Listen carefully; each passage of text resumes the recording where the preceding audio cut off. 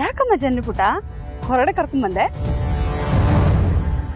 ಅವತ್ತು ನೀವು ಊರಿಗೆ ಹೊರಟು ನಿಂತಾಗ ನಾನು ನಿಮ್ಮನ್ನ ಇನ್ನೂ ಸ್ವಲ್ಪ ದಿನ ಇಲ್ಲೇ ಇರಿ ಅಂತ ಯಾಕೆ ಹೇಳ್ದೆ ಹೇಳಿ? ನಮ್ಮ ಪಾರ್ವತಿ ಅಕ್ಕನ್ನ ಸಮಾಧಾನ ಮಾಡಿ ಅವ್ರು ಮತ್ತೆ ನಮ್ಮ ಮನೆಗೆ ವಾಪಸ್ ಕರೆಯೋದಕ್ಕೆ ನಿಮ್ಮಿಂದ ಏನಾದರೂ ಸಹಾಯ ಆಗುತ್ತಾ ಅಂತ. ಆದ್ರೆ ಈಗ ನಿಮ್ಮನ್ನ ಅವತ್ತೇ ಊರಿಗೆ ಹೋಗ್ಬಿಡಿ ಅಂತ ಹೇಳ್ಬಿಡ್ಬೇಕಿತ್ತು ಅನಿಸ್ತಿದೆ. ಯಾಕಮ್ಮ ಮಗಳು ಹೀಗೆಲ್ಲ ಮಾತಾಡ್ತಾ ಇದೀಯಾ? ಚಿಕ್ಕಮ್ಮ, ನಾನು ಕೇಳಿದ ಪ್ರಶ್ನೆಗೆ ಉತ್ತರ ಕೊಡಿ. ಸತ್ಯನೇ ಹೇಳ್ಬೇಕು. ಅದೇನು ಅಂತ ಕೇಳಮ್ಮ. ನಮ್ಮ ಪಾರ್ವತಿ ಅಕ್ಕ ನಮ್ಮಿಂದ ಶಾಶ್ವತವಾಗಿ ದೂರ ಉಳಿಬೇಕು ಅಂತ ನಿಮ್ಮ ಮನ್ಸಲ್ಲಿ ಇನ್ನೂ ಉಳಿದಿದ್ಯಾ?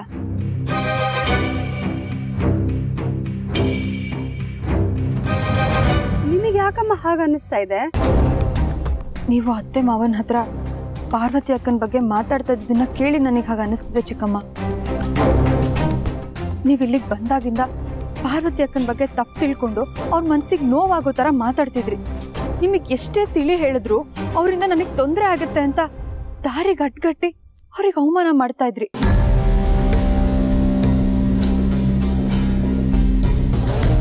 ಈಗಲೂ ಅಕ್ಕನಿಂದ ನನಗೆ ತೊಂದರೆ ಆಗುತ್ತೆ ಅಂತ ಅನ್ಕೊಂಡು ಅವ್ರನ್ನ ನಮ್ಮಿಂದ ದೂರ ಇಡೋದಕ್ಕೆ ನಿಮಗೆ ಸಿಗೋ ಅವಕಾಶಗಳನ್ನೆಲ್ಲ ನೀವು ಬಳಸ್ಕೊಳ್ತಿದ್ದೀರಾ ಅಂತ ಅನಿಸ್ತಿದೆ. ನಿನ್ನ ಅನಿಸಿಕೆ 100% ನಿಜ. ಆದ್ರೆ ನಾನು ನಿನ್ನ ಹತ್ರ ಒಪ್ಕೊಳಕ್ಕಾಗಲ್ಲ ಅಷ್ಟೆ. ಅತ್ತೆ ಮತ್ತೆ ಮಾವನ್ ಮುಂದೆ ನಿಮಗೆ ಇದನ್ನ ನೇರವಾಗಿ ಕೇಳಿ ನಿಮ್ ಗೌರವನ ಕಡಿಮೆ ಮಾಡೋದು ನನಗೆ ಇಷ್ಟ ಇರಲಿಲ್ಲ. ಅದಕ್ಕೆ ಅವ್ರ ಮುಂದೆ ನಾನೇನು ಮಾತಾಡ್ಲಿಲ್ಲ. ಚಿಕ್ಕಮ್ಮ, ನೀವ್ ಏನೇ ಮಾಡಿದ್ರು ಅದ್ರ ಹಿಂದೆ ನನಗೆ ಒಳ್ಳೇದಾಗ್ಬೇಕು ಅನ್ನೋ ಉದ್ದೇಶ ಇದೆ ಅಂತ ನನಗೆ ಚೆನ್ನಾಗಿ ಗೊತ್ತು. ಅದಕ್ಕೆ ನೀವಂದ್ರೆ ನನಗೆ ತುಂಬಾ ಗೌರವ, ಪ್ರೀತಿ. ಹಾಗೆ ಪಾರ್ವತಿ ಅಕ್ಕನ ಮೇಲೂ ನನಗೆ ತುಂಬಾ ಪ್ರೀತಿ ಇದೆ. ಯಾಕಂದ್ರೆ ಅವರು ನನಗೆ ತುಂಬಾ ಒಳ್ಳೇದನ್ನ ಬಯಸ್ತಾರೆ ಚಿಕ್ಕಮ್ಮ. ಮದ್ವೆಗ್ ಮೊದ್ಲು ನೀವ್ ನನ್ ತವರಾದ್ರೆ ಮದ್ವೆ ನಂತರ ಪಾರ್ವತಿ ಅಕ್ಕನೇ ನನ್ ತವರು. ಅದಕ್ಕೆ ಒಂದ್ ತವ್ರ ಮನೆಯಿಂದ ಇನ್ನೊಂದ್ ತವ್ರ ಮನೆಗೆ ನೋವಾದ್ರೆ ಅದನ್ನ ನಾನು ಹೇಗ್ ಸಹಿಸ್ಕೊಳ್ಳಿ ಹೇಳಿ? ಹೊರಗಿನವರಿಂದ ನೋವಾದ್ರೆ ಅದರಿಂದ ಹೊರಗೆ ಬರೋದಕ್ಕೆ ಏನಾದ್ರೂ ದಾರಿ ಹುಡುಕ್ಬೋದು ಚಿಕ್ಕಮ್ಮ. ನೀವು ಒಳಗಿನವ್ರೆ ನಮಗ್ ನೋವು ಕೊಡ್ಲೇಬೇಕು ಅಂತ ಕಾತ್ ಕೂತಿದಾರೆ ಅನ್ನೋ ಅನುಮಾನ ಶುರು ಆದ್ರೆ ಆ ಭಯದಿಂದ ನಮ್ ನೆಮ್ಮದಿನೇ ಹಾಳಾಗ್ಬಿಡುತ್ತೆ. ನಿಜ ಹೇಳಿ ಚಿಕ್ಕಮ್ಮ, ಪಾರ್ವತಿ ಅಕ್ಕನಿಂದ ನನಗೇನಾದ್ರೂ ತೊಂದರೆ ಆಗತ್ತೆ ಅಂತ ತಪ್ಪು ತಿಳ್ಕೊಂಡು ಅವ್ರು ಮತ್ತೆ ನಮ್ಮ ಮನೆಯವ್ರಿಗೆ ಹತ್ರ ಆಗ್ಬಾರ್ದು ಅಂತ ಅತ್ತೆ ಮಾವನ ಹತ್ರ ಹಾಗೆ ಮಾತಾಡ್ತಿದ್ರಾ? ಖಂಡಿತವಾಗ್ಲೂ ಇಲ್ಲಮ್ಮ. ನಿಮ್ಮ ಅತ್ತೆ ಘನತೆ ಬಗ್ಗೆ ಯೋಚನೆ ಮಾಡಿನೇ ನಾನು ರೀತಿ ಮಾತಾಡಿದ್ದು.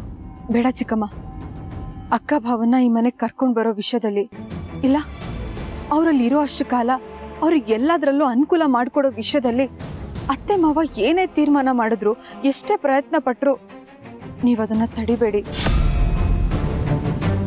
ಇಲ್ಲ ಅಂದ್ರೆ ಇಬ್ರು ಬಸ್ರಿ ಹೆಂಗಸಲ್ಲಿ ಯಾರಾದ್ರೂ ಒಬ್ರು ಮನೆಯಿಂದ ಹೊರಗೆ ಹೋಗ್ಬೇಕು ಅಂದಾಗ ನಾನೇ ಅವತ್ತು ಅಪ್ಪನ ಮನೆಗೆ ಹೋಗ್ಬಿಡ್ಬೇಕಿತ್ತೇನೋ ಅನ್ನೋ ಗಿಲ್ಟ್ ಶುರು ಆಗುತ್ತೆ ನಂಗೆ.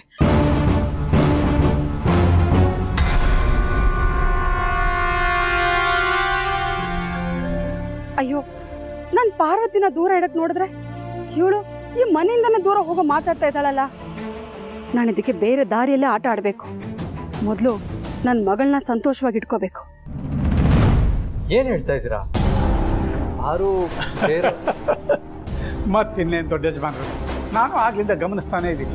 ಅವಳಿಗೆ ಒಂದು ಕೆಲಸ ಮಾಡೋದಕ್ಕೂ ಬಿಡ್ತಿಲ್ಲ. ಅಡುಗೆ ಮಾಡ್ತೀನಿ ಅಂದರೆ ಅದಕ್ಕೂ ಬಿಡಲ್ಲ, ಕಾಫಿ ಲೋಟ ಎತ್ತಿಡೋದಕ್ಕೂ ಬಿಡೋದಿಲ್ಲ. ಅದಕ್ಕೆ ನಾನು ತಮಾಷೆ ಮಾಡಿದೆ, ಬೇರೆ ಯಾರ್ದಾದ್ರು ಮನೇಲಿ ಕೆಲಸಕ್ಕೆ ಸೇರ್ಕೊಂಡಿದ್ಯಾ ಅಂತ. ಬೆಳಿಗ್ಗೆಯಿಂದ ದುಡ್ದಿರೋದೇ ಸಾಕು, ವಿಶ್ರಾಂತಿ ತಗೋ ಅಂತ ಅವಳು ಬಲವಂತ ಮಾಡ್ತಾನೆ ಇದ್ದೀರಾ.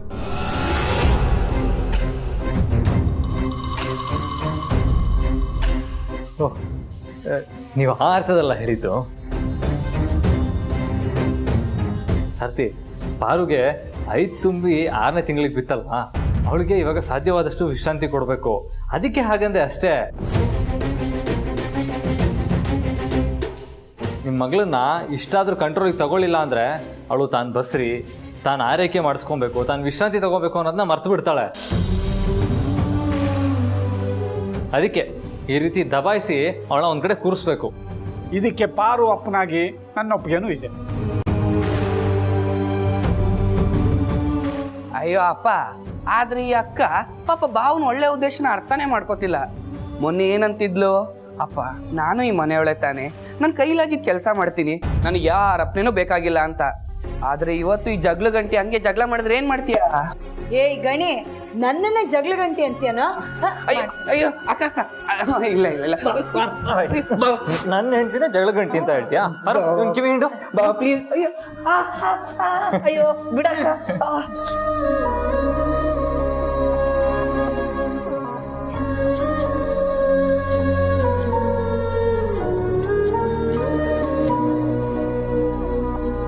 ನೀವಿಬ್ಬರು ಯಾವಾಗಲೂ ಹೀಗೆ ಇರಿ ದೊಡ್ಡ ಯಜಮಾನ್ರೆ. ನೆನ್ನೆ ನೀವಿಬ್ಬರು ಬಿಗುಮ ಅಂದಿಂದ ಇದ್ದಿದ್ದು ನೋಡಿ ಗಣಿಗೇನೋ ಸಮಜಾಯಿಷಿ ಕೊಟ್ಟೆ, ಆದರೆ ನನಗೆ ಒಳಗೊಳಗೆ ಆತಂಕ ಇತ್ತು. ನೀವಿಬ್ಬರ ಮಧ್ಯೆ ಏನಾದರೂ ಮನಸ್ತಾಪ ಇದೆಯಾ ಅಂತ ಇಡೀ ರಾತ್ರಿ ಯೋಚನೆ ಮಾಡಿದ್ದೀನಿ ಗೊತ್ತಾ.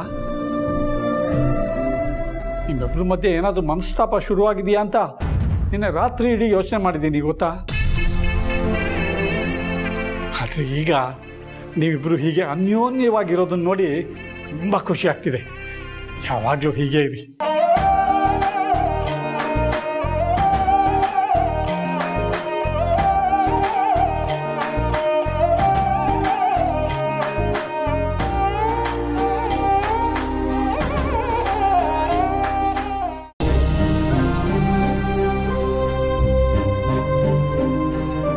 ಜನನಿ ಪುಟ್ಟ, ಇಷ್ಟೇನಾ ಕಂದ ನೀನು ಚಿಕ್ಕಮ್ಮನ ಅರ್ಥ ಮಾಡ್ಕೊಂಡಿರೋದು? ಎಲ್ಲ ಅಮ್ಮಂದ್ರ ತರ ನಾನು ಸಹಜವಾಗಿ ನನ್ನ ಮಗಳಿಗೆ ಒಳ್ಳೇದಾಗ್ಲಿ ಅಂತ ಆಸೆ ಪಡ್ತೀನಿ. ಹಾಗಂತ ಕಂಡವ್ರ ಮಗಳನ್ನ ಬಾವಿಗೆ ತಳ್ಳಿ ಆಳ ನೋಡೋಕ್ ಕೆಟ್ಟ ಬುದ್ಧಿ ನನಗಿಲ್ಲಮ್ಮ, ಇಲ್ಲ. ನಾನು ಈ ಮನೆಗೆ ಬರ್ತಿದ್ದ ಹಾಗೆ ಆ ದಾಮಿನಿ ಮಾತನ್ನ ಕಟ್ಕೊಂಡು ಪಾರ್ವತಿ ಮನ್ಸನ್ನ ನೋಸಿದನು ನಿಜ. ನೀ ನನಗೆ ಪಾರ್ವತಿ ಬಗ್ಗೆ ಹೇಳಿದ್ಮೇಲೆ ನನಗೂ ಪಾರ್ವತಿ ಒಳ್ಳೆತನದ ಬಗ್ಗೆ ಅರ್ಥ ಆಯ್ತು. ಇನ್ನು ಆ ರಾಣನಿಂದ ನಿನ್ನ ಅಳಿಯಂದ್ರನ್ನ ಬಚಾವ್ ಮಾಡಕ್ಕೆ ಅವರಿಬ್ರು ಗಂಡ ಹೆಂಡತಿ ಮಾಡಿರೋ ತ್ಯಾಗ ಗೊತ್ತಾದ್ಮೇಲಂತೂ ನನಗೆ ಪಾರ್ವತಿ ಮೇಲೆ ತುಂಬಾನೇ ಗೌರವ ಬಂದ್ಬಿಟ್ಟಿದೆ ಕಂದ. ಅದಕ್ಕೆ ನಾನು ಕೂಡ ಪಾರ್ವತಿ ಆದಷ್ಟು ಬೇಗ ಈ ಅರಸನ್ ಕೋಟೆಗೆ ಬರ್ಲಿ ಅಂತಾನೆ ಹೀಗೆಲ್ಲ ಮಾಡ್ತಿರೋದು. ಕೆಲವು ಸಲ ಏನಾಗುತ್ತೆ ಗೊತ್ತಾ ಮಗಳೇ, ನಾವು ಮೈ ಮೇಲೆ ಬಿದ್ದು ಹತ್ರ ಹೋದಷ್ಟು ಜನ ನಮ್ಮಿಂದ ದೂರ ಹೋಗ್ತಾರೆ. ಅದೇ ನಮ್ಮ ಪಾಡಿಗೆ ನಾವು ಸುಮ್ಮನಿದ್ಬಿಟ್ರೆ ಅವ್ರಾಗ ಅವರೇ ನಮಗ್ ಹತ್ರ ಆಗ್ತಾರೆ. ಹಾಗೆ ನಿಮ್ ಪಾರ್ವತಿ ಅಕ್ಕಂಗೂ ನಿಮ್ ಭಾವಂಗೂ ಅವ್ರ ಪಾಡಿಗೆ ಅವ್ರನ್ನ ಬಿಟ್ಬಿಟ್ರೆ ಆದಷ್ಟು ಬೇಗ ಅವ್ರಿಗೆ ಮನೆಗೆ ಬರ್ಬೋದೇನೋ ಅಂತ ನಾನಾಗ ಅಂದೆ ಕಂದ. ಈಗ ಅದು ಬೇಜಾರಾಗತ್ತೆ ಅನ್ನೋದಾದ್ರೆ ನಾನು ಇನ್ ಮುಂದೆ ಹಾಗೂ ಮಾತಾಡೋದೇ ಇಲ್ಲ, ಸರಿನಾ? ಆದ್ರೆ ಇದೇ ಕೊನೆ. ಇನ್ನೊಂದ್ಸಲ ನೀನು ನಿಮ್ಮ ಅಪ್ಪನ ಮನೆಗೆ ಹೋಗ್ಬೇಕಾಗಿತ್ತು ಅಂತ ಮಾತ್ರ ಹೇಳ್ಬಾರ್ದು, ಸರಿನಾ? ಯಾಕಂದ್ರೆ ನೀನು ನಿಮ್ ಪಾರ್ವತಿ ಅಕ್ಕನ ತ್ಯಾಗಕ್ಕೆ ಬೆಲೆ ಕೊಡ್ಬೇಕು ಅಲ್ವಾ? ನೊಂದ್ಕೋಬೇಡ ಕಂದ, ನೊಂದ್ಕೋಬೇಡ.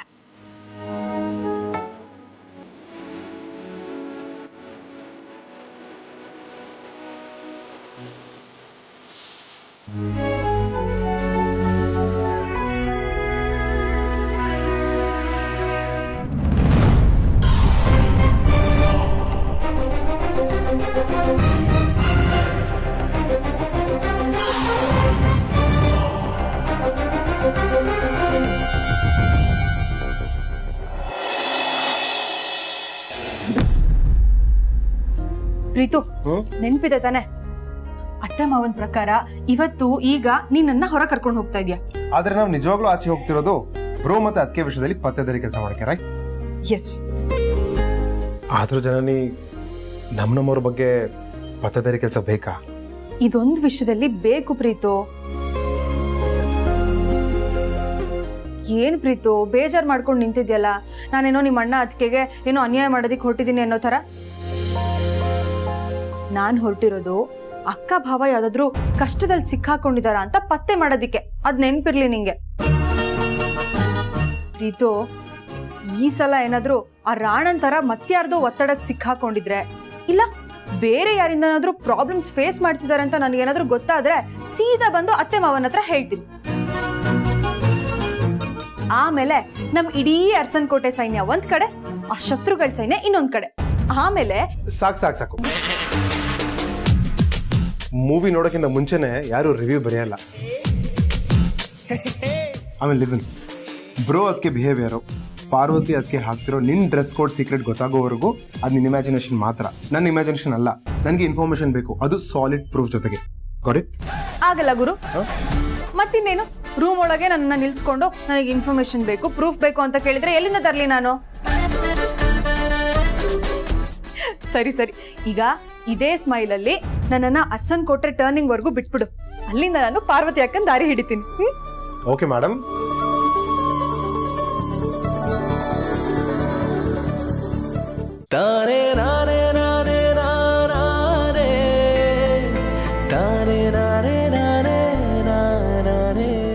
ಅತ್ತೆ, ಬಾಮ ಜನನಿ, ನಾನೇ ನಿನ್ನನ್ನ ಕರೆಯೋಣ ಅನ್ಕೊಂಡಿದ್ದೆ.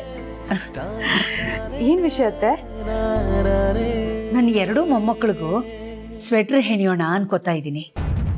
ಯಾವ ಕಲರ್ ಕಾಂಬಿನೇಷನ್ ಅಲ್ಲಿ ಮಾಡಿದ್ರೆ ಚೆನ್ನಾಗಿರುತ್ತೆ? ಇದು ನಿಮ್ಮ ಮೊಮ್ಮಗು ಅತ್ತೆ, ನಿಮಗೆ ಯಾವ್ದು ಇಷ್ಟನೋ ಆ ಕಲರ್ ಕಾಂಬಿನೇಷನ್ ಮಾಡಿ, ನನಗೆ ಸಂತೋಷನೇ.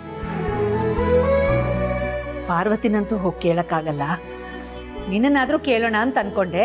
But thank you very much ನನ್ನ ಮೇಲೆ ಇಷ್ಟೊಂದು ವಿಶ್ವಾಸ ಇಟ್ಟಿರೋದಕ್ಕೆ. ನೋಡ್ತಾ ಇರು, ಇಬ್ರು ಮೊಮ್ಮಕ್ಕಳಿಗೂ ಒಂದೇ ಕಲರ್ ಕಾಂಬಿನೇಷನ್ ನಲ್ಲಿ ಒಂದೇ ತರ ಸ್ವೆಟರ್ ಹೆಣಿತೀನಿ. ಬಾ ಕೂತ್ಕೋ, ನಿನ್ಗೂ ಕಾಲ್ಚೀಲ ಹೆಣಿಯೋದನ್ನ ಹೇಳ್ಕೊಡ್ತೀನಿ. ಸಾರಿ ಅತ್ತೆ. ಯಾಕಮ್ಮ? ಅದು ಮನೇಲಿ ಕೂತು ಕೂತು ತುಂಬಾ ಬೋರ್ ಆಗ್ತಿತ್ತು, ಅದಕ್ಕೆ ಇವತ್ತು ಪ್ರೀತು ಜೊತೆ ಆಫೀಸಿಗೆ ಹೋಗೋಣ ಅಂತ ಪ್ಲಾನ್ ಮಾಡ್ಕೊಂಡು ಬಂದ್ವಿ. ಅಷ್ಟೇನಾ? ಸಂತೋಷವಾಗಿ ಹೋಗ್ಬಾ.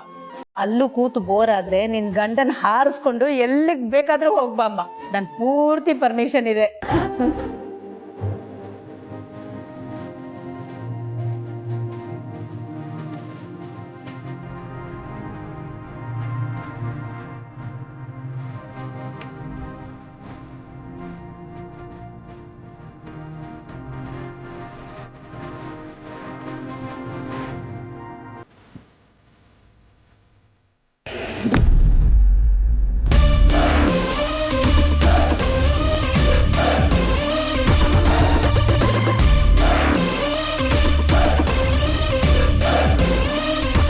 ಸರಿ ಪ್ರೀತು, ನೀನ್ ಹೊರಡು.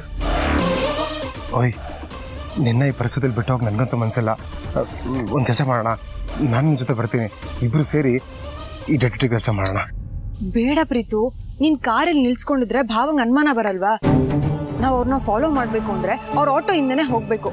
ನಿನ್ ಕಾರು ಅಂತ ಭಾವಂಗ್ ಗೊತ್ತಾದ್ರೆ ಅವ್ರು ತಪ್ಪಿಸ್ಕೊಂಡ್ಬಿಡ್ತಾರೆ. ನೀನೇನು ಟೆನ್ಷನ್ ಮಾಡ್ಕೋಬೇಡ, ನಾನು ಸೇಫ್ ಆಗಿ ಹೋಗ್ಬಿಟ್ಟು ಬರ್ತೀನಿ, ಆಯ್ತಾ? ನಾನು ಕಾಲ್ ಮಾಡ್ತೀನಿ ನಿಂಗೆ. ಶೋರಾ? ಸರಿ, ಕಾಲ್ ಮಾಡು.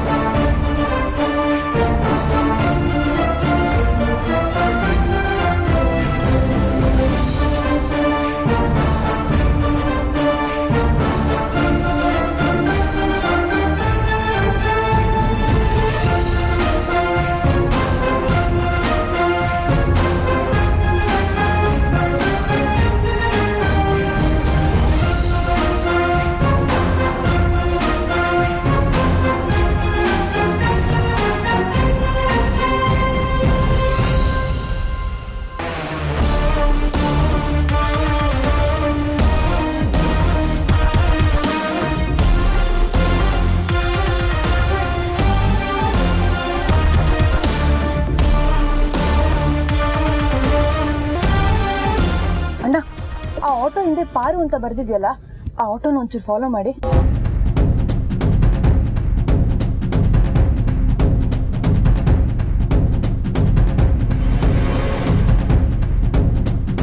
ಅಣ್ಣ ಒಂಚೂರು ಸ್ಪೀಡಾಗಿ ಹೋಗಿ.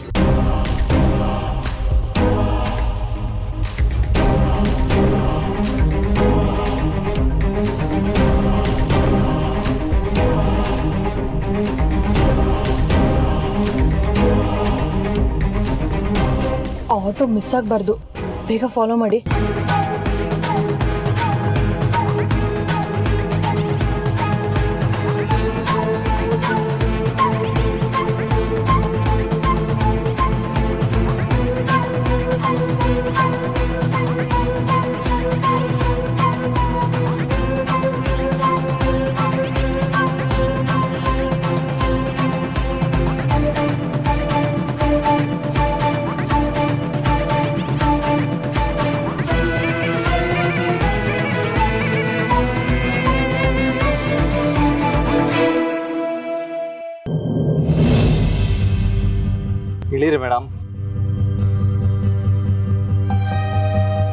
ಇದೇನಿದು ಯಜಮಾನ್ರೆ ಮೇಡಮ್ ಅಂತಲ್ಲ ಅನ್ಕೊಂಡು, ನೀವ್ ನನ್ಗೆ ತಾಳಿ ಕಟ್ಟಿರೋ ಗಂಡ. ನಾನು ಯಾವ ಸೀಮೆ ಗಂಡ ಪಾರು? ಸಾಮಾನ್ಯವಾಗಿ ಗಂಡ ಅದನ್ನು ಹೆಂಡತಿನ ಈ ರೀತಿ ರಸ್ತೆಯಲ್ಲಿ ಬಿಟ್ಟು ಹೋಗ್ತಾನ? ಹೆಂಡತಿ ಹೋಗ್ಬೇಕಾಗಿರೋ ಮನೆ ಬಾಗ್ಲಿಗೆ ಕರ್ಕೊಂಡು ಹೋಗ್ಬಿಟ್ಟು ಹೋಗ್ತಾನೆ. ನಾನು ಅಲ್ಲಿಗೆ ಬಂದು ನೋಡಿ ಮೇಡಮ್, ಇವಳು ನನ್ನ ಹೆಂಡತಿ, ನಾನು ಅವಳ ಗಂಡ, ಇವಳು ಹೊಟ್ಟೆಲಿ ನಮ್ಮ ಮಗು ಬೆಳೀತಾ ಇದೆ ಅಂತ ಹೇಳಬೇಕು ಅಂತ ಅನ್ಕೋತೀನಿ. ಆದರೆ ಏನು ಮಾಡೋದು, ಪರಿಸ್ಥಿತಿ ನಿನ್ನ ಮನೆಗಿಂತ 3 ಮಾರು ದೂರ ಬಿಟ್ಟು ಹೋಗುವಂಥ ಪರಿಸ್ಥಿತಿ ಬಂದಿದೆ. ಕೆಲವು ತಿಂಗಳುಗಳಷ್ಟೇ ಅಲ್ವಾ ಯಜಮಾನ್ರೆ, ದಯವಿಟ್ಟು ಬೇಜಾರು ಮಾಡ್ಕೋಬೇಡಿ. ಬೇಜಾರು ಮಾಡ್ಕೊಳ್ತಾ ಇರೋದಕ್ಕೆ ಟ್ರೈ ಮಾಡ್ಬೋದು ಅಷ್ಟೇ ಪಾರು. ನೀವ್ ಹೀಗೆ ಬೇಜಾರು ಮಾಡ್ಕೊಂಡ್ರೆ ನನ್ಗೆ ಹೇಗೆ ಹೋಗೋದಕ್ಕಾಗುತ್ತೆ? ಸರಿ ಬೇಡ ಬಿಡು, ಬಾ ಮನೆಗೆ ಹೋಗೋಣ. ಯಜಮಾನ್ರೆ, ಅಕ್ಕವ್ರ ಬಗ್ಗೆನೂ ಸ್ವಲ್ಪ ಅರ್ಥ ಮಾಡ್ಕೋಬೇಕು ಅಲ್ವಾ? ಪಾಪ ತುಂಬ ಒಳ್ಳೆಯವರು ಅವರು. ಅವ್ರ ಮುಖ ನೋಡ್ಕೊಂಡು ಇನ್ನ ಕಳಿಸ್ತಾ ಇದ್ದೀನಿ ಅಷ್ಟೇ. ಆದರೆ ಹುಷಾರು, ಏನಾದರೂ ಕಷ್ಟ ಆದರೆ ತಕ್ಷಣ ನನಗೆ ಫೋನ್ ಮಾಡಬೇಕು, ನಾನು ಬಂದ್ಬಿಡ್ತೀನಿ. ಹೆದರ್ಕೋಬೇಡಿ ಯಜಮಾನ್ರೆ, ಅಂತ ಸಂದರ್ಭ ಬರೋದಿಲ್ಲ. ಅಂಥ ಸಂದರ್ಭ ಬರಲ್ಲ ಅಂತ ಹೇಗೆ ಹೇಳ್ತೀಯಾ? ನೋಡು, ಆರೋಗ್ಯದ ವಿಷಯದಲ್ಲಿ ಈ ಥರ ಅಸಡ್ಡೆ ತೋರಬಾರ್ದು. ಅದು ನನಗೆ ಇಷ್ಟ ಇಲ್ಲ ಅಂತ ನಿನ್ಗೆ ಗೊತ್ತು ತಾನೆ? ನಾನು ಫೋನ್ ಮಾಡಿದಾಗ ನೀನು ಫೋನ್ ತೆಗಿಬೇಕು, ಅರ್ಥ ಆಯ್ತಾ? ಸರಿ ಯಜಮಾನ್ರೆ, ನಾನು ಹೋಗಿ ಬರ್ತೀನಿ.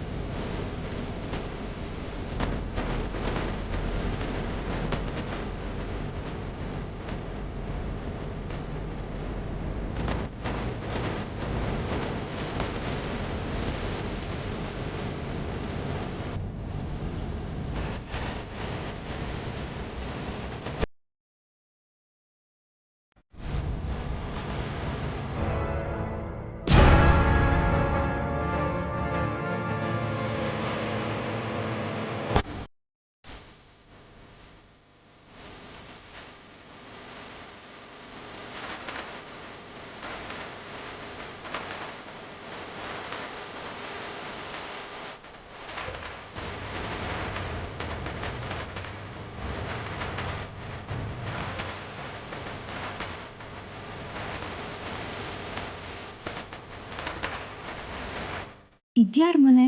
ಅಕ್ಕ ಯಾಕೆ ಇಲ್ಲಿಗೆ ಬಂದಿದ್ದಾರೆ?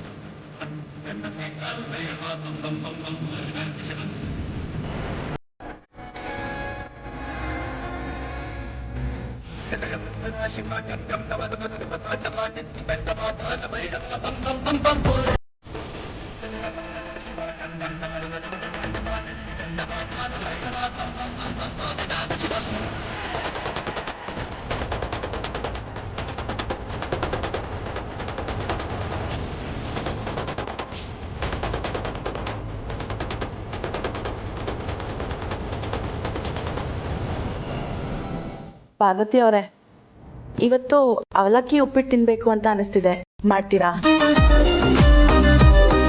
ಮಾಡ್ಕೊಡ್ತೀನಿ ಅಕ್ಕವ್ರೆ. ಹಾಗೆ ಮಧ್ಯಾಹ್ನದ ಅಡುಗೆ ಏನು ಬೇಕು, ರಾತ್ರಿಗೆ ಏನು ಅಡುಗೆ ಮಾಡಿ ಡಬ್ಬಿಗೆ ಹಾಕಿಡ್ಬೇಕು ಅಂತ ಹೇಳಿಬಿಟ್ರೆ ಅದು ಮಾಡಿಟ್ಬಿಡ್ತೀನಿ. ತಿಂಡಿ ತಿಂದಾದ್ಮೇಲೆ ಊಟಕ್ಕೆ ಏನು ಮಾಡಬೇಕು ಅಂತ ಹೇಳ್ತೀನಿ, ಓಕೆನಾ?